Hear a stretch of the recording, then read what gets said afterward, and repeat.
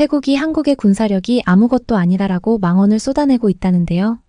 그 사건의 한가운데 있는 미국 군사 전문가가 어떤 일이 있었는지 파헤쳐 보려고 합니다.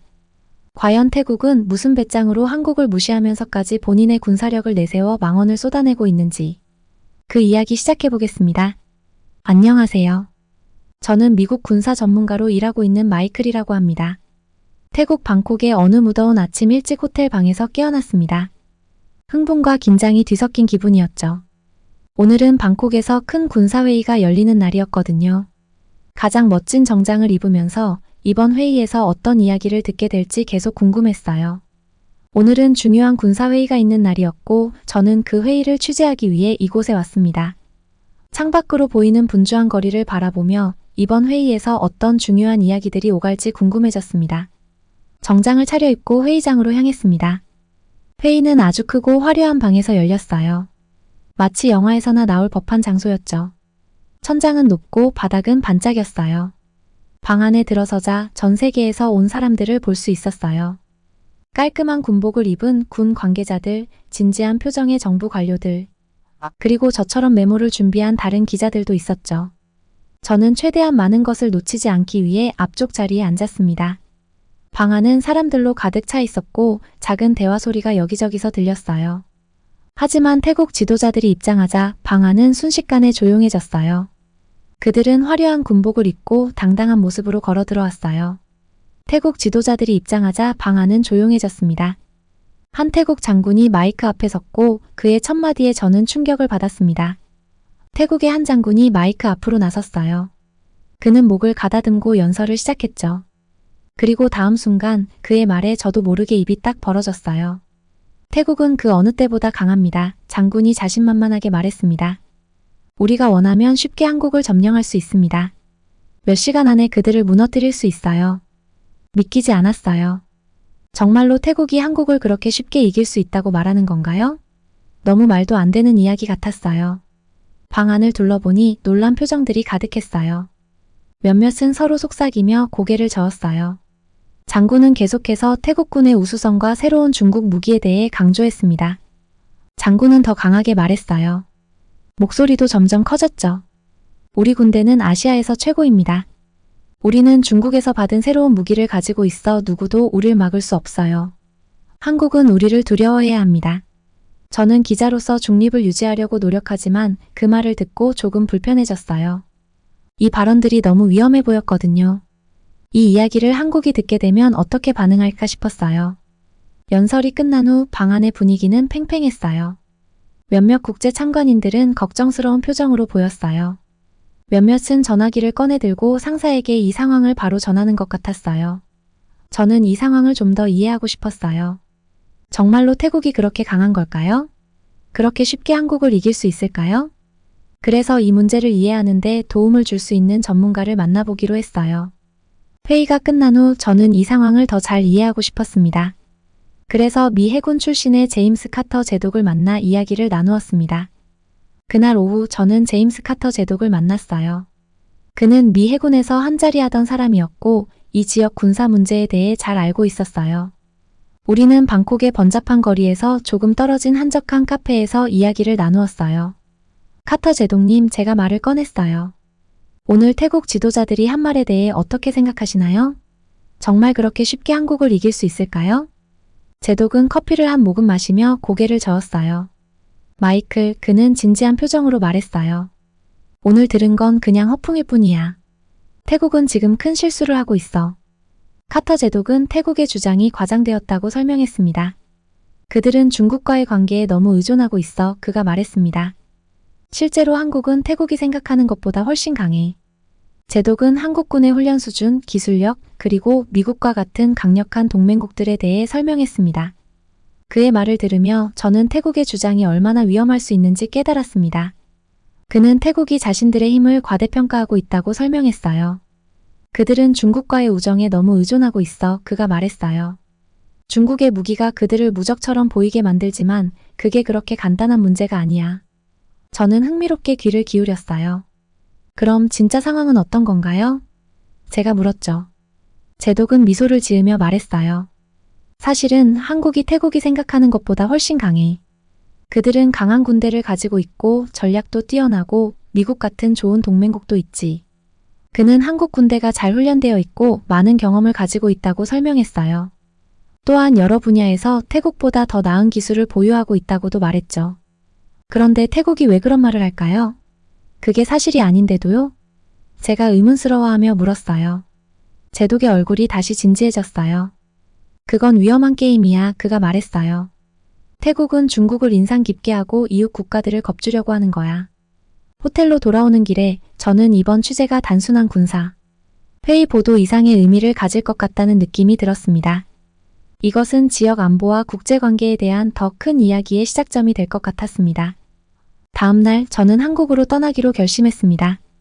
태국의 주장이 사실인지 그리고 한국은 어떤 입장을 가지고 있는지 직접 확인하고 싶었기 때문입니다. 비행기에 오르며 저는 이번 여정이 아시아의 힘의 균형에 대한 새로운 시각을 제공해 줄 것이라 기대했습니다. 비행기가 서울에 착륙하자마자 저는 설렜어요. 드디어 한국을 직접 눈앞에서 볼 기회가 왔으니까요. 서울은 정말 흥미로운 도시였어요. 고층 빌딩이 하늘을 찌를 듯 서 있는가 하면 그 옆에는 고대 사찰이 조용히 자리 잡고 있었어요. 마치 과거와 미래가 동시에 공존하는 곳에 들어선 느낌이었죠. 제가 서울에 온 가장 큰 이유는 한국 군대에서 고위급에 있는 민수연 대령과의 중요한 만남 때문이었어요. 살짝 긴장도 됐지만 한국의 국방력에 대해 그녀가 어떤 이야기를 들려줄지 무척 궁금했어요. 한강 근처의 작은 카페에서 우리는 만났어요. 민 대령은 따뜻한 미소로 저를 맞아줬어요. 서울에 온 걸 환영해요, 마이클, 그녀가 말했어요. 우리나라의 강점에 대해 배울 준비가 되었길 바래요. 저는 고개를 끄덕이며 노트북을 꺼냈어요. 대령님, 한국이 왜 그렇게 강한지 꼭 듣고 싶습니다. 그녀는 커피 한 모금을 마시며 설명을 시작했어요. 마이클, 우리나라의 강점은 땅에서부터 시작해요. 저기 멀리 보이는 산맥들 보이나요? 저는 고개를 돌려봤어요. 정말로 멀리서 푸른 산들이 보였어요. 정말 아름다워요. 그 산들이 우리를 지켜주는 자연 방어선이에요, 민 대령이 말했어요. 저 산들 덕분에 지상으로 우리를 공격하기가 쉽지 않죠. 그리고 서울 같은 도시는 그 자체로 견고하게 설계되었어요. 여기저기 지하 벙커와 대피소가 널려 있어요. 저는 그 말을 듣고 서울을 하나의 거대한 요새처럼 상상해봤어요. 정말 대단했어요. 그럼 군대는요? 제가 물었어요. 이제부터가 더 흥미로워질 거예요. 그녀가 몸을 앞으로 기울이며 말했어요. 우리는 미국과 굉장히 강한 동맹 관계를 유지하고 있어요. 우리 병사들은 항상 함께 훈련하죠. 마치 큰 형이 우리를 언제든 도와줄 준비가 되어 있는 것과 같아요. 저는 그 말을 곰곰이 생각해봤어요. 그럼 무슨 일이 생기면 혼자가 아니군요. 맞아요. 민 대령은 미소를 지었어요. 그것만이 아니에요. 우리는 미국과 정보를 공유해요. 마치 또 하나의 눈과 귀가 항상 우리를 지켜보고 있는 거죠. 대화를 나누는 동안 저는 민 대령이 자기 나라의 방어에 얼마나 열정적인지 알 수 있었어요. 그녀의 눈은 더욱 빛났고 계속해서 설명했어요. 하지만 마이클, 우리나라의 진짜 강점은 기술에 있어요. 우리는 첨단 무기와 방어 시스템에 많은 투자를 하고 있거든요. 예를 들어 어떤 건가요? 저는 노트에 필기를 하며 물었어요. 우리는 고급 미사일, 최신 전투기, 심지어 우리만의 위성도 있어요. 그녀가 설명했어요. 하지만 우리가 정말로 특별한 이유는 정보전에 집중하고 있다는 거예요. 제가 약간 헷갈린 표정을 짓자 그녀가 웃으며 말했어요. 이렇게 생각해봐요. 오늘날의 전쟁은 총과 탱크로만 싸우는 게 아니에요. 컴퓨터와 정보로도 싸우죠. 아, 사이버 공격 같은 거군요. 저는 최근에 본 뉴스가 떠올랐어요. 정확해요. 민 대령이 고개를 끄덕였어요. 우리는 컴퓨터 시스템을 보호하는 전문가 팀을 보유하고 있고 누군가 우리를 공격하려 하면 역으로 대응할 수도 있어요.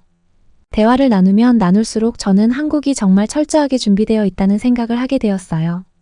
하지만 여전히 궁금한 게 하나 있었어요. 대령님, 제가 물었어요.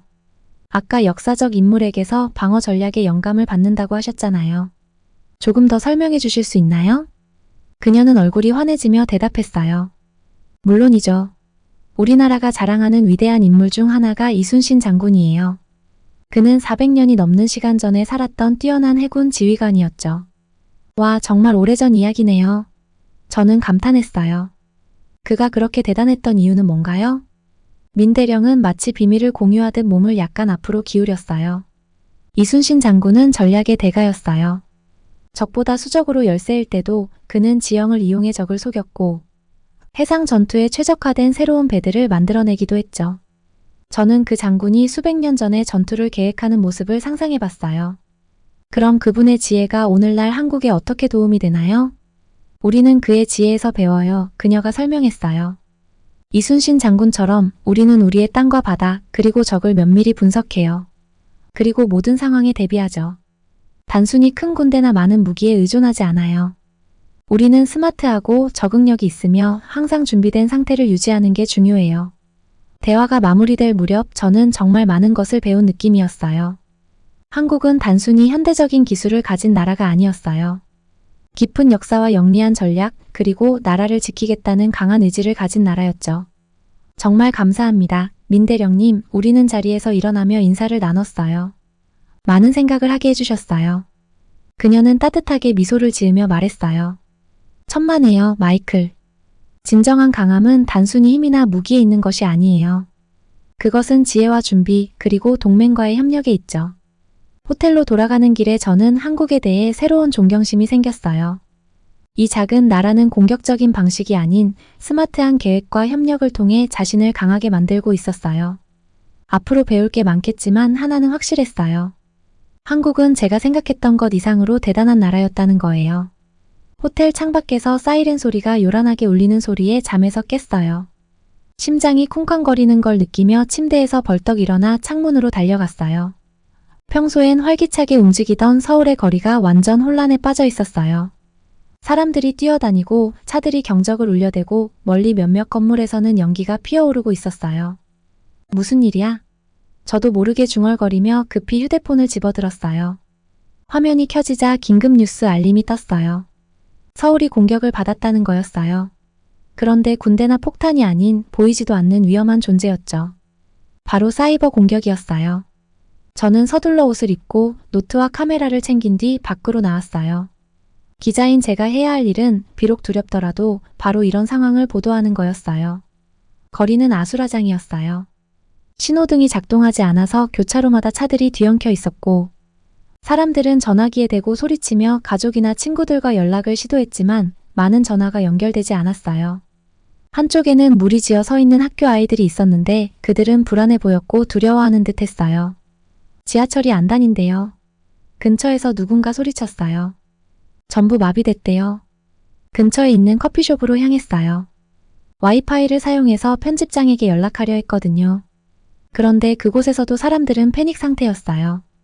카드 결제기가 작동하지 않았고 직원들조차 컴퓨터 시스템에 접속할 수 없었어요. 마치 우리가 시간 속으로 되돌아간 것 같아요. 가게 주인이 고개를 저으며 말했어요. 우리가 의존하는 모든 게 갑자기 다 사라졌어요. 바로 그때 휴대폰이 진동했어요. 전에 인터뷰했던 한국군 장교 민수연 대령에게서 온 메시지였어요. 본부로 와주세요. 공격 대응 중입니다. 라고 쓰여 있었어요. 군 본부로 향하면서 마음이 설레기도 했지만 두렵기도 했어요. 엄청난 기사거리가 될 건 분명했지만 위험하기도 했거든요. 공격자들이 다음에 군대를 목표로 삼으면 어떡하죠? 본부에 도착했을 때 그곳은 마치 벌집 같았어요.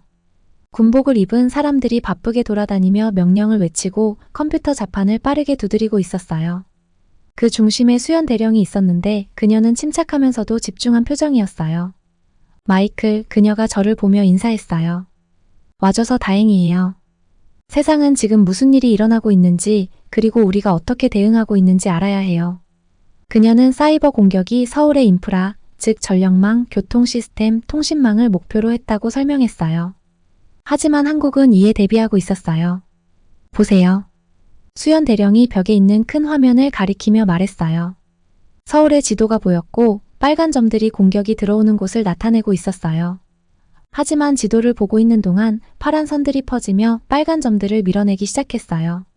저게 우리입니다. 그녀가 자랑스럽게 말했어요. 우리 사이버 방어팀이 반격하고 시스템을 복구하면서 공격자들을 추적하고 있어요. 마치 가상 전투를 지켜보는 것 같았어요. 대령은 그들이 어떻게 첨단 기술을 활용해 미국 정보기관들과 협력하여 도시를 방어하고 있는지 설명해줬어요. 시간이 지나면서 상황은 점점 나아졌어요. 서서히 거리에 혼란이 가라앉기 시작했고 신호등이 깜빡이며 다시 켜졌어요. 사람들의 전화기도 다시 연결되기 시작했고 지하철도 다시 움직이기 시작했어요. 해가 저물 즈음엔 위기가 거의 끝난 듯 보였어요. 서울은 그 폭풍을 견뎌냈어요. 뒤돌아보니 저는 정말 엄청난 광경을 목격했더라고요. 한국은 큰 공격을 받았고 단 하루 만에 그 공격을 물리쳤어요. 그게 어떻게 가능했을까요? 수연 대령은 제가 물었을 때 미소를 지었어요. 준비 덕분이죠. 그녀가 간단히 말했어요. 우리는 매일 이런 상황을 훈련해요. 최고의 기술에 투자하고요. 무엇보다 우리 군과 정부 그리고 동맹국들이 함께 협력해요. 그날 밤 호텔로 돌아가는 길에 서울은 다시 활기를 되찾고 있었어요. 사람들이 다시 거리에 나와 이야기를 나누고 웃고 있었어요. 마치 도시가 이렇게 말하는 것 같았어요. 우리는 여전히 여기 있어. 우리는 강해. 저는 태국을 떠올렸어요. 제가 방금 떠나온 나라였거든요. 그들이 이런 공격을 과연 견딜 수 있었을까요? 확신은 없었어요. 하지만 한 가지는 확실했어요. 그들도 한국으로부터 많은 걸 배울 수 있을 거라는 거였죠. 그날 밤 기사를 쓰기 위해 앉았을 때 저는 마치 미래의 전쟁과 방어의 모습을 직접 본 기분이었어요. 이제 더 이상 큰 무기나 견고한 성벽의 시대가 아니었어요. 똑똑한 사람들, 최첨단 기술, 그리고 협력이 그 자리를 차지하고 있었죠. 서울은 시험을 받았고 멋지게 그 시험을 통과했어요. 기자로서 이 이야기를 세상에 알릴 생각에 가슴이 뛰었지만 한편으로는 다른 감정도 들었어요. 희망이었어요. 만약 더 많은 나라들이 한국처럼 준비되고 단합할 수 있다면 아마도 우리는 이 디지털 시대에 조금 더 안전하다고 느낄 수 있지 않을까요? 사이버 공격이 있던 서울에서 저는 호텔 방에 앉아서 그동안 봤던 모든 것들을 되새겼어요. 머릿속이 새로운 정보들로 가득 차서 정신이 없었죠. 이걸 정리할 필요가 있었어요. 창문 밖을 보니 아래 거리엔 사람들이 평소처럼 바쁘게 움직이고 있었어요. 마치 아무 일도 없었던 것처럼요. 하지만 저는 그게 아니란 걸 알고 있었죠. 상황이 얼마나 빠르게 변할 수 있는지 직접 봤으니까요. 노트북을 꺼내서 글을 쓰기 시작했어요. 페이지 맨 위에 한국은 강하다라고 적었어요. 그리고 그 이유들을 적어나갔죠. 1. 좋은 친구들 한국은 특히 미국 같은 강력한 동맹국들을 갖고 있어요. 2. 멋진 기술 정말로 발전된 컴퓨터와 무기를 가지고 있죠. 3. 똑똑한 계획 스스로를 방어하는 방법을 잘 알고 있어요.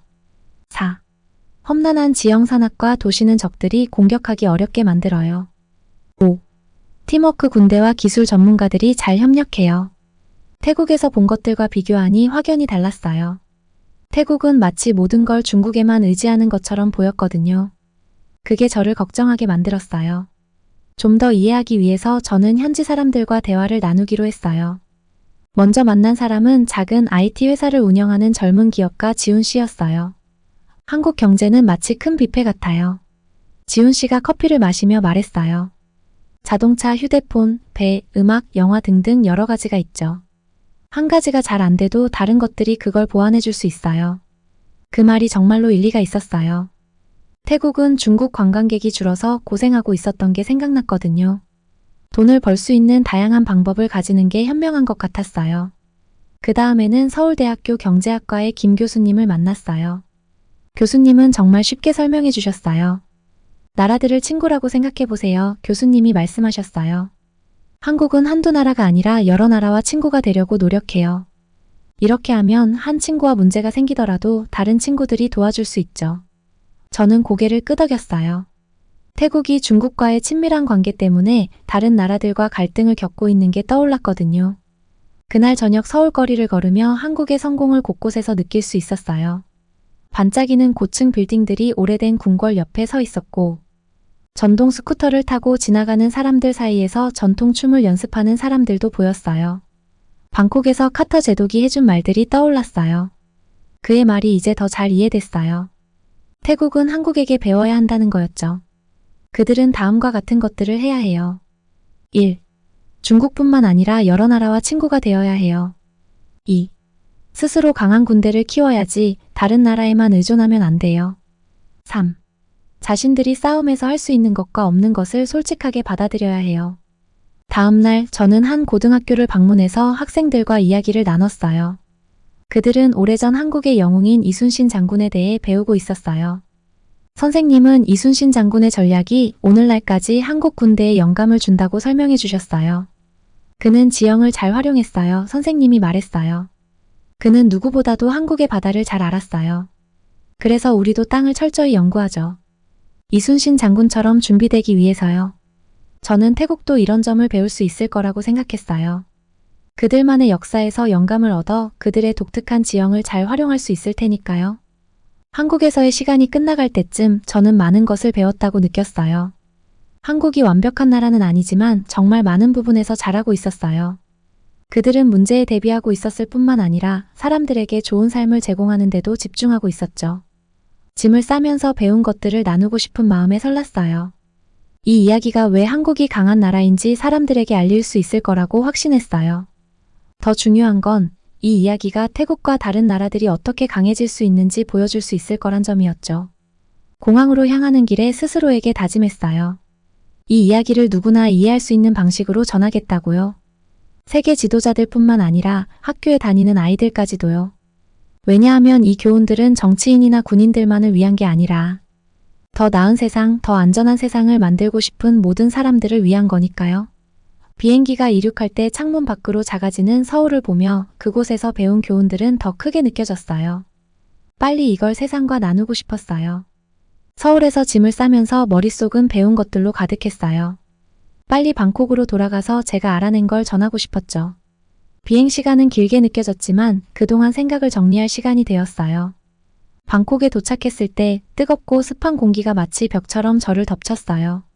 도시는 여전히 바쁘게 돌아가고 있었지만 이제는 새로운 시각으로 보였죠. 호텔에 도착하자마자 바로 노트북을 꺼내 보고서를 쓰기 시작했어요. 태국이 한국으로부터 배울 수 있는 것들을 적어 내려갔어요. 제가 보고 듣고 느낀 것들을 생생하게 전달하고 싶었거든요. 손가락이 키보드를 빠르게 두드리며 하나하나 자세히 설명했어요. 먼저 친구에 대해 이야기했어요. 여기서 말하는 친구는 우리가 학교에서 만나는 친구들이 아니고 나라가 맺는 친구들이죠. 한국은 다른 나라, 특히 미국과 아주 좋은 관계를 유지하고 있었어요. 이런 우정 덕분에 한국은 더 안전해지고 강해졌죠. 태국도 중국에만 의존하지 말고 더 많은 친구를 사귀어야 한다고 제안했어요. 다음으로는 기술에 대해 적었어요. 한국은 스마트폰이나 컴퓨터 같은 새로운 것들을 아주 잘 만들어내요. 그리고 이 기술을 사용해서 스스로를 보호하기도 하죠. 태국도 그렇게 할 수 있을 거라 생각했어요. 젊은 사람들이 과학과 기술을 더 많이 공부하도록 장려하는 것이 첫걸음이 될 수 있겠죠. 그리고 한국이 돈을 얼마나 똑똑하게 관리하는지도 언급했어요. 한국은 단 하나의 사업이나 특정 나라에만 의존하지 않아요. 덕분에 상황이 어려워질 때에도 잘 버틸 수 있었죠. 태국도 다양한 사업을 하고 여러 나라와 거래를 맺는 게 좋을 것 같았어요. 보고서를 쓰면서 서울에서 해커들이 공격했던 그날을 떠올렸어요. 한국은 정말 훌륭하게 그 문제를 해결했죠. 준비도 철저했고 모두가 협력해서 빠르게 문제를 해결했어요. 태국도 이런 비상 상황에 대비하는 연습을 해야 한다고 적었어요. 태국의 어떤 지도자들은 자신들이 한국을 싸움에서 쉽게 이길 수 있다고 말한 적이 있었어요. 하지만 이제 저는 그게 전혀 사실이 아니라는 걸 알았죠. 나라는 자신이 할 수 있는 것과 할 수 없는 것에 대해 솔직해져야 한다고 적었어요. 지나치게 자만하거나 사실이 아닌 말을 하는 건 큰 문제를 초래할 수 있거든요. 창밖으로 해가 지는 걸 보면서도 계속 글을 썼어요. 한국의 방식이 태국에 도움이 될 수 있다는 걸 보여주고 싶었어요. 하지만 태국이 모든 걸 그대로 따라하기보다는 자신만의 길을 찾아야 한다는 것도 강조했어요. 작은 일부터 시작하는 게 좋겠다고 생각했어요. 예를 들어 태국이 몇몇 군사 장교들을 한국이나 미국으로 보내 훈련을 받게 하거나 다른 나라의 기술회사를 태국으로 초청해서 사무실을 열게 할 수도 있겠죠. 이런 작은 변화들이 시간이 지나면서 큰 변화를 가져올 수 있을 거예요.